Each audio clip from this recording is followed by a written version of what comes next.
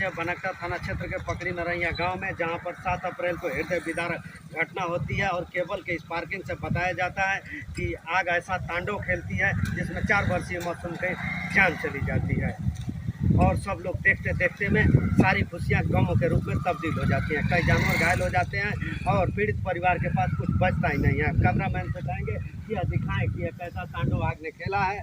ये एकदम देखिए, कुछ भी बचा नहीं है कि जिससे यह परिवार अपना जीविकोपार्जन कर सके या कुछ कर सके। और सबसे बड़ा अगर नुकसान कुछ हुआ तो एक मासूम जो अपने बचपना भी अभी नहीं जी पाया था, उसको इस दुनिया से झुलस करके जाना पड़े, यह कतई किसी ने नहीं सोचा होगा। इतनी बड़ी ये घटना है। हालांकि हम इस पीड़ित परिवार से भी जानने की का प्रयास करेंगे घटना कैसे हुई, घटना का कारण क्या हुआ और कौन कौन आपसे मिलने के लिए इस दुख की घड़ी में। अच्छा, घटना कब हुई थी? ये 8:30 बजे करीब। 8:30 बजे। कैसे हुआ है? शॉर्ट सर्किट से। शॉर्ट सर्किट जिससे पूछे वही बता रहा है शॉर्ट सर्किट है, लेकिन सवाल उठता है कि क्या विभाग आंख बंद करके बिजली विभाग सोया हुआ है कि उसके इतने लंबे लंबे तार जो हैं बिना पोल खम्भे के जा रहे हैं, केबल लटका करके स्पार्किंग हो रही है और घटनाएं घटने की बजाय घटनाएं घटने का क्रम में बढ़ोतरी हो रही है और यहाँ तक कि अब कैजुअलिटी तक भी पहुँच चुकी है। अब सवाल उठता है बिजली विभाग से भी कि आप अपने में अंदर कब सुधार ला रहे हैं कि इस तरह से निजात समस्याओं का निजात दिलाएं। पहुँचे हैं और घटना के कारण को भी टकटोलेंगे और जो जनहानि हुई है उसको भी टकटोलेंगे और दुख की घड़ी में कौन आ रहा है, कैसे मिल रहा है, क्या शासन से मिला, क्या मिलने वाला है, इसके बारे में उसी पीड़ित परिवार के मुख्य जुबानी सुनेंगे। जी, अपना नाम बताएं। सुभावती देवी जी। चाची, ये बताएं कि आपका तो बहुत भारी नुकसान हुआ है। आग कैसे लगल? आग लगल बिजली के स्पार्किंग से, केबल से। अच्छा अच्छा जी। उसमें कहा जा रहा है आपका पौत्र जो आपके बेटी का बेटा जो है, क्या नाम था उसका? कितने वर्ष का? 3 साल का रोशन था, जो अभी अपना बचपना भी नहीं जान पाया था। वह इस दुनिया से चल बसा। उसकी विदाई भी ऐसी हो जो कि हृदय विदारक हो, ये कहा नहीं जा सकता, उतना ही किसी ने सोचा होगा। ये पूरा परिवार गमगीन है और इसी क्रम में हम उस बच्चे की मौसी से भी बात करेंगे। कैमरामैन से कहेंगे और आगे आइए और बताओ, नाम बताओ। लक्ष्मी। लक्ष्मी, हाँ। ये बताइए आपका वो बहन का जो बेटा था, हाँ। वो जब जला तो आप लोग घर पे थे? नहीं थे।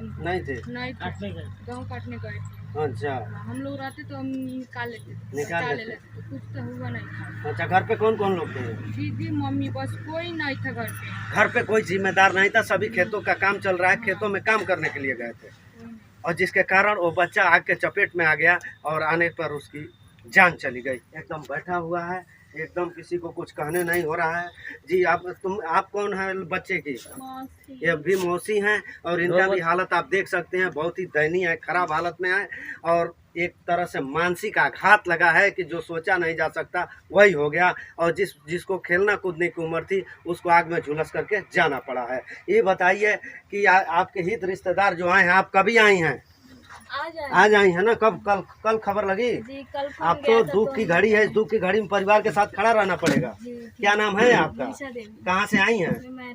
मैरवा से। ये इस दुख की घड़ी में आपको परिवार के साथ तो खड़ा रहना पड़ेगा। जी, आप कौन है? बड़ी मौसी। आप क्या? अच्छा, आप ही के बहन का भी वो लड़का था? जैसे आप बता रहे हैं कि पशु भी जला, घर भी जला और जला एक बच्चा जला जिसका बचपना ही नहीं बचा। दुख की घड़ी में है। ये बताइए आप लोग, आप बताइए आप सरकार से क्या उम्मीद करते हैं? आपसे कौन कौन लोग मिलने आए? कल एसडीएम साहब आए थे? तेज बोलिए चाचा। और एसडीएम साहब तहसील से क्या कहे हैं वो? जैसा बताया जा रहा है कि जिलाधिकारी महोदय आए थे और रामाशंकर विद्यार्थी जो एक राजनीतिक पार्टी के कैंडिडेट हैं, वो भी है कि सरकार आपको कैसा मदद कर दे। कोई तेज बता दे, कोई तेज बोल करके बताए। क्या क्या चाहिए? तेज बोलो। हम लोग का चाहिए बस हम लोग का रहने का घर द्वार, जो हम लोग 7 बहन है, हम लोग का पढ़ने लिखने का। कितनी कुंवारी बहन है अभी? 4 बहन है। 4 बहन है।